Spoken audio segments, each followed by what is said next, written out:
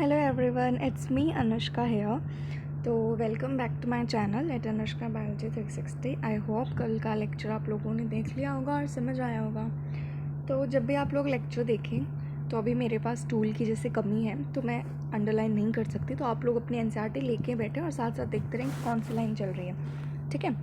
तो कल भाई हम लोगों ने कहाँ तक पढ़ लिया था? हम लोगों ने पैनक्रियाज तक कर लिया था। सो अब हम लोग पढ़ेंगे डाइजेशन ऑफ फूड से, ठीक है। तो डाइजेशन ऑफ फूड काफ़ी सही टॉपिक है ये। अब देखो, कल ही बताया था जैसे फूड जिस फॉर्म में एक्चुअल में है हम उसको इनटेक तो कर सकते हैं but we can not absorb, ठीक है। तो हम लोगों को उसको छोटे छोटे एब्जॉर्बेबल फॉर्म्स में तोड़ना पड़ेगा। That is called digestion of food. सबसे पहले तो जो प्रोसेस होता है डाइजेशन का वो अकम्प्लिश्ड होता है मैकेनिकल और केमिकल प्रोसेसेस से, ठीक है। डाइजेशन किस किस प्रोसेस से होता है? केमिकल से और मैकेनिकल से, ये याद रखना है। जो बकल कैविटी होती है, हमारी buccal cavity perform two major functions, mastication of food and facilitation of swallowing. जो बकल कैविटी है उसके मेजरली दो काम होते हैं। मैस्टिकेशन ऑफ फूड, ये कल बताया था, इनेमल का काम होता है ना। Enamel of teeth has the function of mastication of food. दूसरा है हमको खाना निगलने में हेल्प करना, ठीक है, तो स्वेलोइंग करवाना। The teeth and the tongue with the help of saliva masticate and mix up the food थ्रूली। जो सलाइवा है उसके साथ फूड मिक्स हो जाता है, ठीक है। जो टीथ है और जो टंग है, किसकी हेल्प के साथ? With the help of saliva. Saliva के साथ वो मैस्टिकेट करता है और उस फूड को मिक्सअप कर लेता है, ठीक है।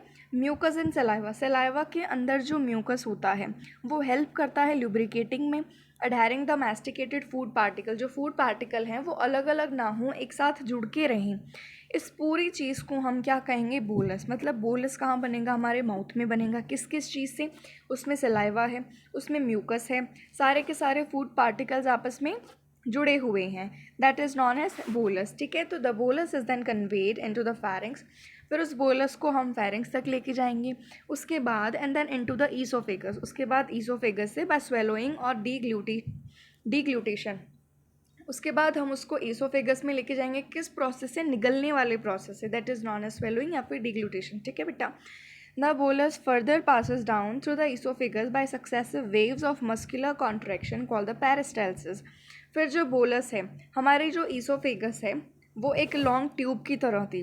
अब उस ट्यूब के अंदर मस्कुलर कॉन्ट्रैक्शन होंगे, जैसे एक वेव बनती है ना, उसी तरीके से उस सक्सेसिव वेव्स की तरह मसल कॉन्ट्रैक्शन होगा, जिस चीज़ को हम क्या कहते हैं? पेरिस्टालसिस, ठीक है। फिर वो बोलस कहाँ आएगा? नीचे स्टमक तक लेके आएंगे ना हम उसको, तो वो पेरिस्टालसिस से नीचे आए। The gastro-oesophageal sphincter controls the passage of food into the stomach. फिर जैसे कि कल बताया था कि ईसोफेगस जब स्टमक में खुलती है ना, उस टाइम पे एक स्फिंक्टर काम करता है, दैट इज़ गैस्ट्रोइसोफेजियल, या फिर हम इसको कार्डियक स्फिंक्टर भी बोल सकते हैं, ठीक है। तो जो गैस्ट्रोइसोफेजियल स्फिंक्टर है बेटा, वो कंट्रोल करेगा फूड के पैसेज को स्टमक में जाने के लिए, ठीक है, ताकि वो पीछे ना जाए। The saliva secreted into the oral cavity contains electrolyte. जो सलाइवा ओरल कैविटी में सिक्रेट हो रहा है उसके अंदर इलेक्ट्रोलाइट्स होंगे। इलेक्ट्रोलाइट कौन कौन से होंगे? Na+ होगा, K+ होगा, Cl- होगा और HCO- होगा। HCO नहीं होना चाहिए यहाँ पे, HCO3- होना चाहिए, ठीक है। हाँ, यहाँ पे HCO3- ही होगा, HCO नहीं होता है।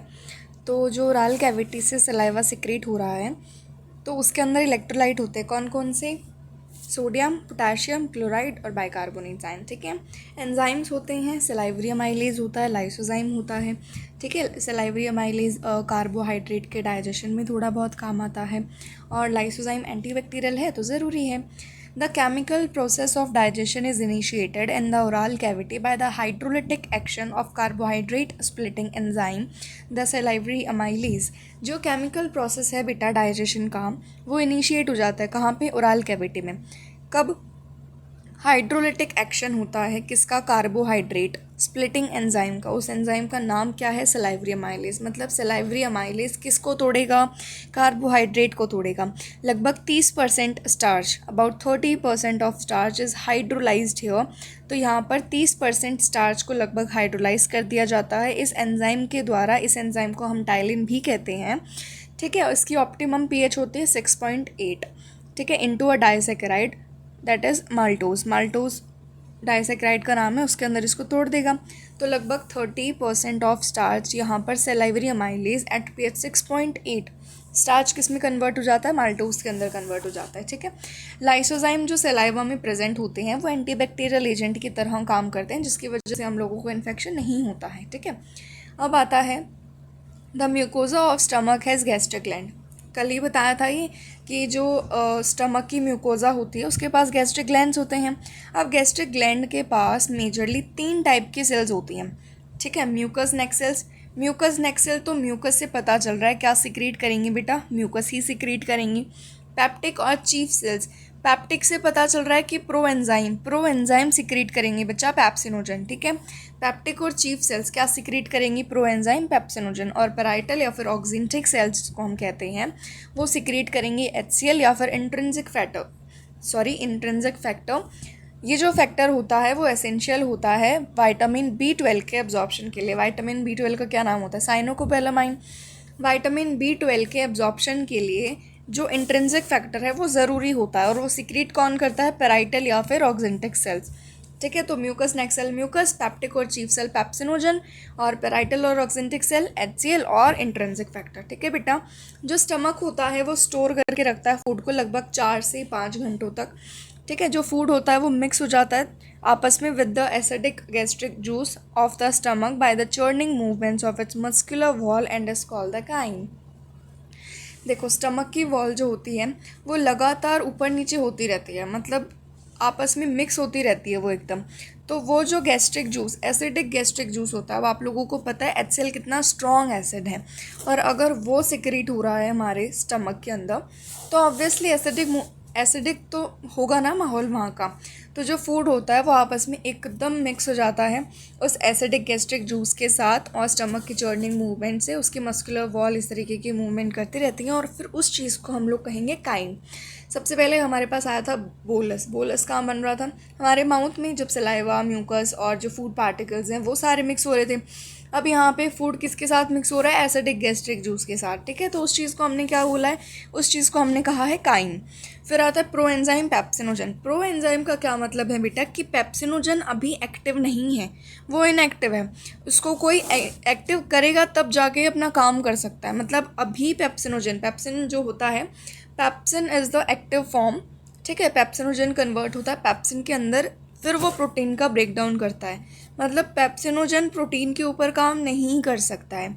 ठीक है, तो जो प्रोएंजाइम होता है pepsinogen, on exposure to hydrochloric acid gets converted into the active enzyme pepsin. Pepsinogen के ऊपर कौन काम करेगा, HCl काम करेगा। उसके बाद क्या बनेगा, एक्टिव एंजाइम पैप्सिन बनेगा। वो प्रोटियोलिटिक एंजाइम है स्टमक का। प्रोटियोलिटिक एंजाइम मतलब जो प्रोटीन्स को ब्रेक डाउन करेगा। प्रोटियो फॉर प्रोटीन, लाइटिक मतलब तोड़ना, तो प्रोटियोलाइटिक एंजाइम, ऐसा एंजाइम जो प्रोटीन्स को तोड़े। ठीक है, तो pepsin converts protein into proteoses and peptones, जो कि पेप्टाइड्स होते हैं। पैप्सिन काम करेगा प्रोटीन के ऊपर, प्रोटीन को किस में तोड़ देगा बेटा, प्रोटियोजेज या फिर और पेप्टोन्स में तोड़ देगा। ठीक है, और जो म्यूकस और बाइकार्बोनेट होते हैं गैस्ट्रिक जूस के अंदर जो प्रेजेंट होते हैं, उनका एक इम्पॉर्टेंट रोल होता है ल्यूब्रिकेशन में और प्रोटेक्शन में mucosal epithelium from excoriation by the highly concentrated hydrochloric acid. अब तुम लोगों के स्किन पे अगर HCl गिर जाए तो इमेजिन व्हाट हैपन्स ना। तो इसीलिए हमारे स्टमक की वॉल्स जो बहुत नाजुक होंगी, तो उन म्यूकोजल एपिथेलियम को टूटने से बचाने के लिए, मतलब जलने से बचाने के लिए, उनके एक्सकोरिएशन से बचाने के लिए, इतना हाईली कंसनट्रेटेड HCl वहाँ पे रिलीज़ हो रहा है, उस चीज़ से उसको बचाने के लिए कौन है वहाँ पे, म्यूकस है और बाइकार्बोनेट है। ठीक है, इसीलिए म्यूकस नेक सेल वहाँ पे प्रेजेंट है ताकि वो HCl से स्टमक की वॉल्स को बचा सके। ठीक है, HCl जो होगा एसिडिक pH पे काम करेगा, ये सबको पता है, और उसकी pH लगभग कितनी होगी, 1.8 pH होगी। हमारे पास टाइलिन था, मतलब सिलाइवरी अमाइलेज था, कितने पे काम कर रहा था बेटा, 6.8 पे। यहाँ HCl कितने पे काम कर रहा है, 1.8 पे। ठीक है, ऑप्टिमल फॉर पैप्सिन, इतनी pH उनको चाहिए ताकि वो पैप्सिन बना सके।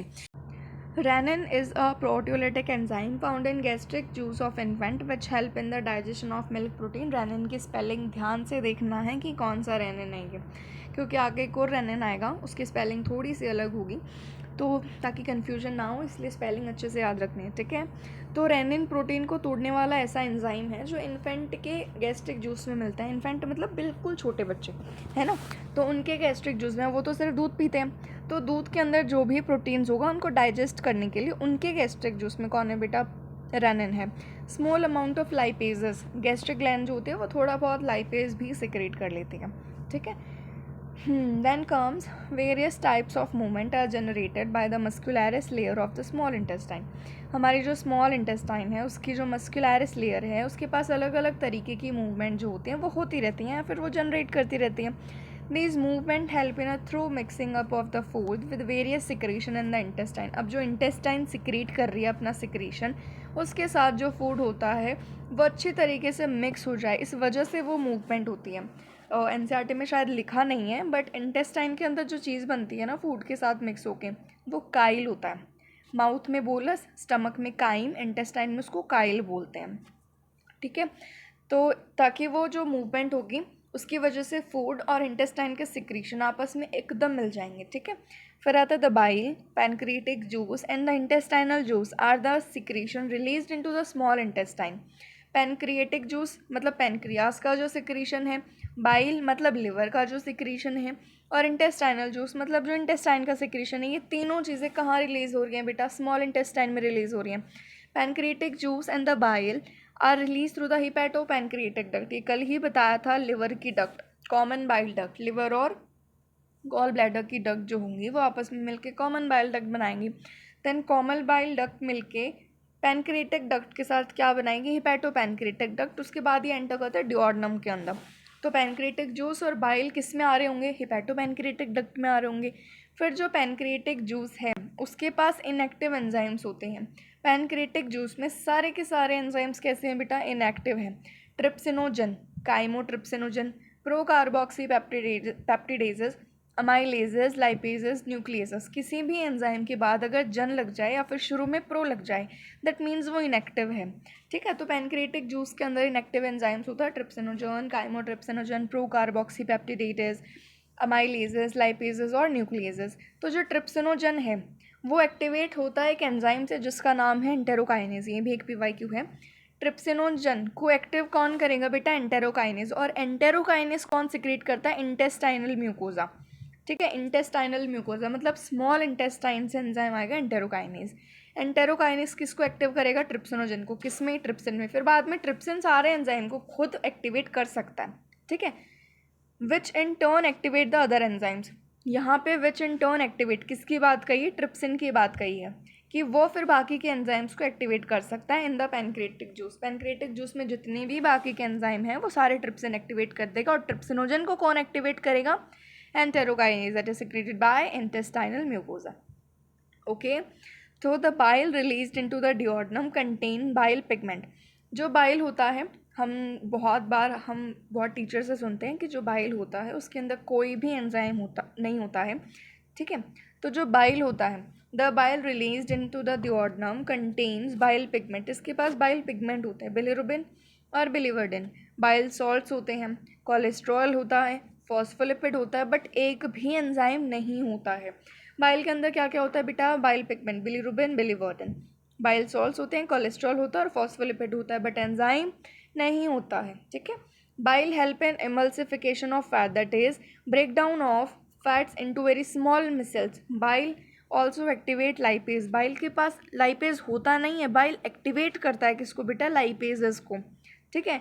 बाइल जो होता है वो हम लोगों को चाहिए किस लिए, फैट के एमल्सिफिकेशन के लिए, मतलब फैट एक बहुत बड़ा मॉलिक्यूल है बेटा, तो फैट के ब्रेक डाउन के लिए किसके अंदर, छोटे छोटे मिसल्स के अंदर उसको ब्रेक डाउन करना है अगर हम लोगों को, तो उसके लिए हमको क्या चाहिए, बाइल चाहिए। Then comes the intestinal mucosal epithelium, उसके पास भी गॉबलेट सेल्स होती हैं, गॉबलेट सेल्स, म्यूकस सेल्स क्या सिक्रीट करेंगे, म्यूकस सिक्रीट करेंगे। The secretions of the brush border cells of mucosa along with the secretion of the goblet cell constitute the intestinal juice or succus entericus। Brush border cells का mucosa की brush border cells का secretion किसके साथ, goblet cells के secretion के साथ। मतलब इन दोनों के सिक्रीशन को आपस में जोड़ के हम लोग क्या कहते हैं, हम लोग कहते हैं सकस एंटेरिकस। ठीक है, this juice contains a variety of enzymes. ये जो जूस होता है इसके पास बहुत अलग अलग तरीके के एंजाइम होते हैं, जैसे कि डायसेकेराइडेजेस। डायसेकेराइडेजेस का नाम से पता लग रहा है कि ये डायसेकेराइड को तोड़ेगा, जैसे कि माल्टेजेस। माल्टेज किसको तोड़ेगा बेटा, माल्टोज को। ठीक है, डाईपेप्टाइडेजेस को तोड़ेगा। ठीक है, डाईपेप्टाइडेजेस डाईपेप्टाइड को तोड़ेगा। ठीक है, लाइपेजेस, न्यूक्लियोसाइडेजेस एक्सेट्रा। एक बात बहुत अच्छे से याद रखनी है कि nucleases is the enzyme that is only present in pancreatic juice.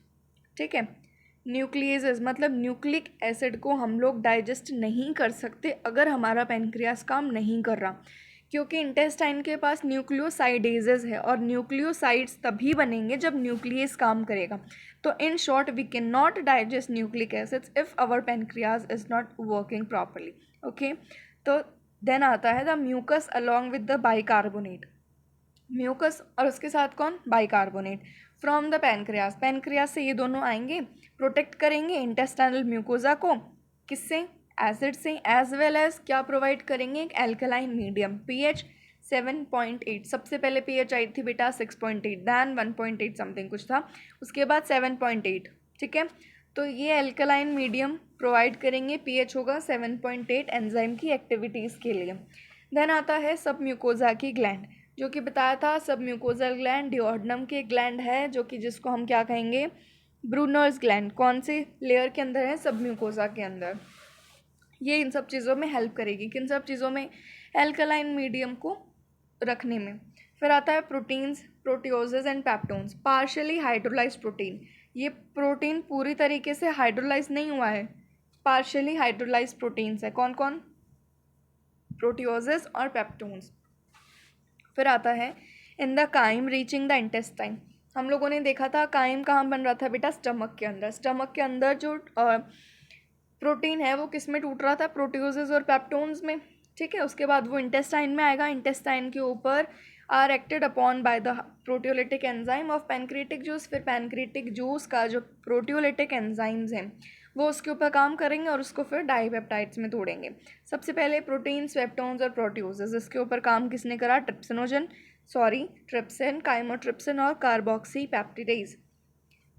किस में तोड़ दिया, फिर इसको डाईपेप्टाइड में तोड़ दिया। डाईपेप्टाइडेजेस किसके ऊपर काम करेगा, डाईपेप्टाइड के ऊपर। ठीक है, देन आता है carbohydrate and the chyme. Carbohydrate को डाइजेस्ट करने के लिए हमारे पास कोई एंजाइम नहीं था। फिर उसके बाद पैनक्रिएटिक अमाइलेज। देखो बेटा, ऐसा कहा जाता है कि पैनक्रिएटिक अमाइलेज जो होता है वो हमारी पूरी बॉडी में स्ट्रॉन्गेस्ट अमाइलेज होता है। ठीक है, इसका नाम होता है अमाइलॉप्सिन। तो carbohydrates in the chyme are hydrolysed by the pancreatic amylase into disaccharides. Polysaccharide है स्टार्च, बड़ा सारा मॉलिक्यूल है, उसके ऊपर अमाइलेज ने काम करा, किस में तोड़ दिया, डाइसैकेराइड्स में तोड़ दिया। फिर आता है फैट। फैट को कौन तोड़ेगा बेटा, लाइपेज। लाइपेज किसकी हेल्प से, बाइल की हेल्प से, किसके अंदर, डाइग्लिसराइड्स में, उसके बाद मोनोग्लिसराइड्स में। देन आता है न्यूक्लियेजेस। न्यूक्लियेजेस पैनक्रिएटिक जूस जो होता है, पैनक्रिएटिक जूस न्यूक्लियेजेस के ऊपर काम करेगा। न्यूक्लिक एसिड जो होता है, न्यूक्लिक एसिड के ऊपर न्यूक्लियस काम करेगा, उसको तोड़ेगा न्यूक्लियोटाइड के अंदर, और न्यूक्लियोटाइड को फिर न्यूक्लियोटाइडेज तोड़ेगा बेटा किस में, न्यूक्लियोसाइड्स के अंदर। फिर न्यूक्लियोसाइडेज न्यूक्लियोसाइड्स को तोड़ेगा। तो इस तरीके से ये लंबी सी चेन चलती चली जाएगी। ठीक है, देन आता है the enzyme in the succus entericus act on the end product of the above reaction. अब देखो यहाँ पर क्या बन रहा है, यहाँ पे न्यूक्लियोसाइड्स बना। पीछे हमने जब हम लोग ये पढ़ रहे थे कि इंटेस्टाइनल जो जूस है उसके अंदर कौन कौन से एंजाइम होते हैं, तब एक एंजाइम का नाम आया था न्यूक्लियोसाइडेज, वो इसके ऊपर काम करेगा। ठीक है, मोनोग्लिसराइडेज, डायसैकेराइडेज, ये सब डाईपेप्टाइडेज, ये सारे जो एंजाइम होते हैं बेटा, ये कौन से एंजाइम हैं, मतलब ये कब काम करेंगे, ये तब काम करेंगे जब पैनक्रिएटिक जूस अपना काम ख़त्म कर चुका होगा। मतलब पहले पैनक्रिएटिक जूस काम करेगा, उसके बाद जो एंड प्रोडक्ट होगा उसके बाद उसके ऊपर कौन काम करेगा बेटा, इंटेस्टाइनल जूस काम करेगा। ठीक है, तो the enzyme in the succus entericus के अंदर जितने भी एंजाइम है वो सारे के सारे एंड प्रोडक्ट के ऊपर काम करेंगे ताकि फिर उसको सिंपल एब्जॉर्बेबल फॉर्म में वो तोड़ सकें। ठीक है, these final steps in digestion occur very close to the mucosal epithelial cells of the intestine. Intestinal मतलब सॉरी, इंटेस्टाइन की जो म्यूकोजल एपिथेलियम सेल्स हैं उसके बहुत पास में, उस लेयर के बहुत पास में ये सारा काम चलता जाता है। ठीक है, तो यहाँ तक आई होप आप लोगों को समझ आया होगा। उसके बाद हमारे पास ये है, ये कौन काम कर रहा है, ये सक्कस एंटेरिकस के एंजाइम काम कर रहे हैं। देखो डाइपेप्टाइड बना, डाइपेप्टाइडेज ने किस में तोड़ दिया, अमीनो एसिड में। मतलब कौन डाइजेस्ट हो गया, प्रोटीन पूरी तरीके से डाइजेस्ट हो गया। माल्टोज के ऊपर कौन आया, माल्टेज, ग्लूकोज प्लस ग्लूकोज बना। ये चीज़ें याद रखनी है। मतलब कौन डाइजेस्ट हो गया, स्टार्च पूरी तरीके से डाइजेस्ट हो गया। फिर लैक्टोज, लैक्टेज आया, ग्लूकोज प्लस गैलेक्टोज में, सुक्रोज पे सुक्रेज, ग्लूकोज प्लस फ्रक्टोज में। न्यूक्लियोटाइड, न्यूक्लियोटाइड के ऊपर न्यूक्लियोटाइडेजेस, क्या बना बेटा, न्यूक्लियोसाइड्स बना। न्यूक्लियोसाइड के ऊपर न्यूक्लियोसाइडेजेस, क्या बना बेटा, शुगर्स और बेसिस बने। ठीक है, मतलब न्यूक्लिक एसिड पूरी तरीके से डाइजेस्ट हो गया। फिर डायग्लिसराइड्स और मोनोग्लिसराइड, इनके ऊपर काम करा फिर से लाइपेजेस ने, और किस में बना दिया, फैटी एसिड में और ग्लिसरॉल में। मतलब फैट पूरी तरीके से डाइजेस्ट हो गया। ओके, तो ये हमारा डाइजेशन का हो गया, डाइजेशन ऑफ फूड। फिर आता है the breakdown of biomacromolecule mentioned above occurs in the duodenum region of the small intestine. देखो सारी चीज़ें, मतलब एनसीईआरटी की एक एक लाइन हम लोगों के लिए बहुत ज़्यादा इंपॉर्टेंट है, तो सबको तो अंडरलाइन हम लोग नहीं कर सकते ऑब्वियसली, और सबको अंडरलाइन करने का कोई मतलब भी नहीं बनता है, बट तुम लोगों को एक एक लाइन याद होनी चाहिए। I know it's tough but it's not impossible. ठीक है, you can do it. Okay, तो हम लोग फिर से शुरू करते हैं। द ब्रेकडाउन ऑफ बायोमैक्रोमोलिक्यूल, जो भी हम लोगों ने ऊपर बढ़ा, बायोमैक्रोमोलिक्यूल किस तरीके से टूट रहा था, ये सारी चीज़ें बेटा कहाँ हो रही थी, स्मॉल इंटेस्टाइन में हो रही थी। देखो स्मॉल इंटेस्टाइन मेन रीजन होता है जहाँ पर डाइजेशन का काम होता है। स्मॉल इंटेस्टाइन में भी कहाँ पे, डिओडनम में हो रहा था। ठीक है, the simple substances thus formed are absorbed in the jejunum and ileum regions of the small intestine. अब जो सिंपल सब्सटेंसेज बने वो एब्जॉर्ब कहाँ होंगे, जेजुनम में होंगे और इलियम रीजन में होंगे स्मॉल इंटेस्टाइन के। देखो स्मॉल इंटेस्टाइन के डिओडनम रीजन में ही सारा काम हुआ, एब्जॉर्ब कहाँ हो रहे हैं, जेजुनम में और इलियम में जाके। जो अनडाइजेस्टेड और अनएब्जॉर्ब सब्सटेंसेस है फिर उसको हम लार्ज इंटेस्टाइन में पास कर देंगे। जो भी चीज़ें हमारे स्टमक, स्मॉल इंटेस्टाइन कोई भी डाइजेस्ट नहीं कर पाया, एब्जॉर्ब नहीं कर पाया, वो सारा सामान कहाँ भेज दिया जाता है बेटा, लार्ज इंटेस्टाइन के पास भेज दिया जाता है। ठीक है, no significant digestive activity occurs in the large intestine. Large intestine में इतनी ज़्यादा डाइजेस्टिव एक्टिविटी नहीं होती है। ठीक है, बहुत ज़्यादा नहीं होती है, थोड़ी बहुत एक दो चीज़ों की होती होगी। ठीक है, the functions of large intestine, large intestine के अब काम क्या है, देखो पानी का एब्जॉर्प्शन करवाता है, मिनरल का एब्जॉर्प्शन करवाता है, कुछ ड्रग्स का एब्जॉर्प्शन करवाता है, कुछ मेडिसिन वगैरह का। ठीक है, सिक्रीशन करवाता है किसका, म्यूकस का, which help in adhering of waste, जो भी अनडाइजेस्टेड पार्टिकल्स आपस में जुड़े रहें, ताकि जो भी अनडाइजेस्टेड पार्टिकल्स हैं वो म्यूकस के साथ जुड़ जाएं। ठीक है, and lubricating it for an easy passage, ताकि उनको पास करने के लिए, उनके पैसेज के लिए हमारे पास थोड़ा ईजी रहे, वो उनको ल्यूब्रिकेट कर दिया जाता है, उन अनडाइजेस्टेड पार्टिकल्स को आपस में जोड़ के रखा जाता है, किसके साथ, म्यूकस के साथ मिला के। तो ये काम होता है लार्ज इंटेस्टाइन का। Okay, then comes the undigested और अनएब्जॉर्ब्ड सब्सटेंसेस कॉल्ड फीसेस। जो अनडाइजेस्टेड मटेरियल है और जो अनएब्जॉर्ब्ड सब्सटेंसेस है उसको हम लोगों ने फीसेस कहा है। वो एंटर करेगा कहाँ पे, सीकम में एंटर करेगा of the large intestine. Large intestine के सीकम में एंटर करेगा, किसके थ्रू, इलियोसिकल वॉल्व के थ्रू। ठीक है, इलियोसिकल वॉल्व के थ्रू कहाँ एंटर करेगा बेटा, लार्ज इंटेस्टाइन के सीकम वाले पार्ट में। Which prevent the backflow of faecal matter, ताकि जो फीकल मैटर सीकम में आ गया वो वापस इलियम में ना जा सके, उसके बैकफ्लो को रोकने के लिए कौन है वहाँ पे, इलियोसिकल वॉल्व है। It is temporarily stored in the rectum till defecation, जब तक हम लोग उसको बाहर नहीं निकाल देते हमारी बॉडी से तब तक वो रेक्टम में स्टोर होगा। तो now come the activities of the gastrointestinal tract are under neural and hormonal control for proper coordination of different parts. जो गैस्ट्रोइंटेस्टाइनल ट्रैक्ट की एक्टिविटीज़ होती हैं वो न्यूरल कंट्रोल में होती हैं। ठीक है, हमारे दिमाग के कंट्रोल में होती हैं और हार्मोन्स के कंट्रोल में भी होती हैं, ताकि अलग अलग पार्ट्स का एक प्रॉपर तरीके से कोऑर्डिनेशन हो सके। ठीक है, द साइट, देखना, स्मेल करना और the presence of food in the oral cavity can stimulate the secretion of saliva.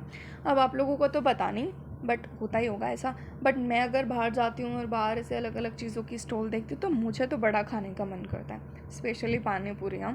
लड़कियों का तो वैसे भी यही है।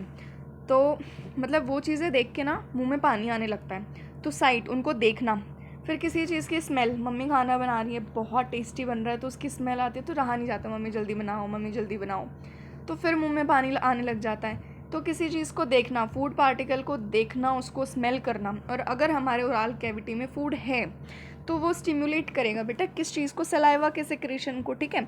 गैस्ट्रिक और intestinal secretions are also similarly stimulated by neural signals. हमारा दिमाग जो सिग्नल देगा उसकी वजह से गैस्ट्रिक मतलब स्टमक के सिक्रीशन भी एक्टिवेट होंगे और इंटेस्टाइन के सिक्रीशन भी एक्टिवेट होंगे। The muscular activities of different part of the alimentary canal can also be moderated by the neural mechanism. जो मस्कुलर एक्टिविटी हैं, जो मसल्स की एक्टिविटी हैं हमारे एलिमेंट्री कैनाल के अलग अलग पार्ट में, वो भी न्यूरल मैकेनिज्म के थ्रू मॉडरेट करी जा सकती हैं, बोथ लोकल और थ्रू सीएनएस, लोकल वाली भी और थ्रू सीएनएस के साथ भी। Hormonal control of secretion of digestive juices is carried out by the local hormone produced by the gastric and intestinal mucosa, ठीक है। तो हमारे जो गैस्ट्रिक जूसेस हैं, डाइजेस्टिव जूसेस हैं, उनके ऊपर दोनों तरीके का इम्पैक्ट होता है, पॉजिटिव भी नेगेटिव भी। किन का? लोकल हार्मोन का। लोकल हार्मोन कौन प्रोड्यूस कर रहा है यहाँ पे? गैस्ट्रिक ग्लैंड प्रोड्यूस कर रही है या फिर इंटेस्टाइनल म्यूकोसा। देन आता है बेटा एब्जॉर्प्शन ऑफ डाइजेस्टेड प्रोडक्ट। अब हम लोगों ने डाइजेस्ट तो कर लिया, अब जो डाइजेस्टेड प्रोडक्ट है उसको एब्जॉर्ब कैसे करेंगे? Absorption is the process by which the end product of the digestion pass through the intestinal mucosa into the blood और लिम्फ। अब हम लोगों ने जो इंटेस्टाइन के अंदर डाइजेशन पूरा करा है वहाँ से एब्जॉर्ब भी करवाना है हमको। जो एंड प्रोडक्ट हमारे पास बचा उसको हम इंटेस्टाइनल म्यूकोसा के थ्रू ब्लड या फिर लिम्फ में भेजेंगे, तो उस प्रोसेस को हम लोगों ने क्या कहा है? एब्जॉर्प्शन कहा है। It is carried out by passive. Passive तरीके से मतलब बिना एनर्जी खर्च करे भी हो सकता है, एक्टिवली मतलब एनर्जी खर्च करके भी हो सकता है। फैसिलिटेटेड ट्रांसपोर्ट मैकेनिज्म मतलब स्पेशल फैसिलिटी के साथ, मतलब कुछ प्रोटीन्स काम करेंगे, तो मतलब मेम्ब्रेन प्रोटीन जो होता है ना वो इस तरीके के ट्रांसपोर्ट में काम करते, तो उस तरीके से भी हो सकता है। अब आता है कैसे कैसे कौन कौन होगा। तो small amount of monosaccharides like glucose, amino acid and some of the electrolyte like chloride ions are generally absorbed by simple diffusion. अब देखो यहाँ पर थोड़ा बहुत आप लोगों को कन्फ्यूजन होगा, बट मैं ट्राई करूँगी कि ना हो। सबसे पहले इनको अलग अलग लिखने का, ठीक है। Glucose, amino acid, chloride ion कैसे जाएंगे? सिंपल डिफ्यूजन के साथ। The passage of these substances into the blood depends upon the concentration gradient. अब पैसिवली है मतलब सिंपल डिफ्यूजन है तो कंसंट्रेशन ग्रेडियंट पे काम करेगा ही करेगा। जहाँ ज़्यादा कंसंट्रेशन होगी वहाँ से कहाँ जाएगा बेटा? कम की तरफ जाएगा। तो however some of the substances जैसे कि फ्रक्टोज हो गया, कुछ अमीनो एसिड हो गए, वो एब्जॉर्ब होंगे कैरियर आयंस की मतलब कैरियर आयंस की हेल्प से, जैसे कि sodium. This mechanism is called the facilitated transport. Sodium ने उनको फैसिलिटी प्रोवाइड करी कि तुम लोग ट्रांसपोर्ट हो, तो with the help of carrier ion, मतलब सोडियम कैरियर आयन हुआ, मतलब वो कैरी करेगा अब इनको।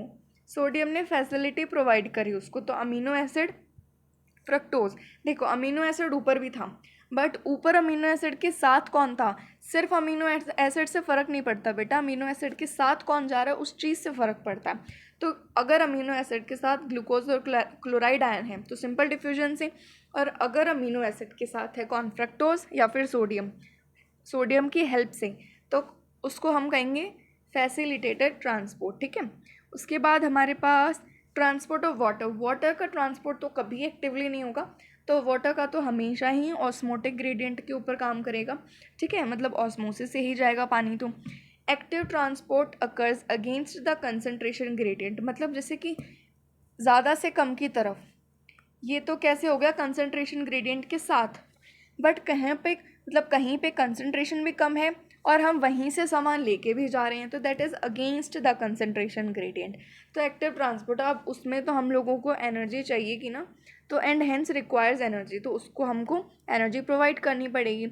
अब इसके अंदर कौन कौन आता है? मोनोसेकेराइड जैसे कि ग्लूकोज, इलेक्ट्रोलाइट में सोडियम, ठीक है, अमीनो एसिड, ग्लूकोज और सोडियम, ये सब चीज़ें कैसे जाएंगी ब्लड के अंदर? एक्टिव ट्रांसपोर्ट से, मतलब एनर्जी हमको देनी पड़ेगी तब ये चीज़ एब्जॉर्ब होगी। उसके बाद आता है क्या? Fatty acid and glycerol being insoluble can not be absorbed into the blood. Fatty acid और जो ग्लिसरॉल होता है बेटा वो इनसॉल्युबल होता है, तो हम लोग उसको ब्लड के अंदर एब्जॉर्ब नहीं करवा सकते हैं. They are first incorporated into small droplet called micelles which move into the intestinal mucosa. ठीक है, इनको पहले छोटे छोटे ड्रॉपलेट्स के अंदर रखा जाता है, मतलब छोटे छोटे ड्रॉपलेट में तोड़ा जाता है, जिसको हमने क्या कहा है, मिसल्स कहा है. उसके बाद में उसको हम इंटेस्टाइनल म्यूकोजा में भेजेंगे. मतलब सबसे पहले उनको हम जो फैटी एसिड या फिर ग्लिसरॉल हैं उनको मिसल्स में तोड़ेंगे, उसके बाद हम उन लोगों को किस में भेजेंगे, इंटेस्टाइनल म्यूकोजा में भेजेंगे. उसके बाद है दे आर रीफॉर्म्ड. उसके बाद हम उनको रीफॉर्म करेंगे किसके अंदर, into very small protein coated fat globule.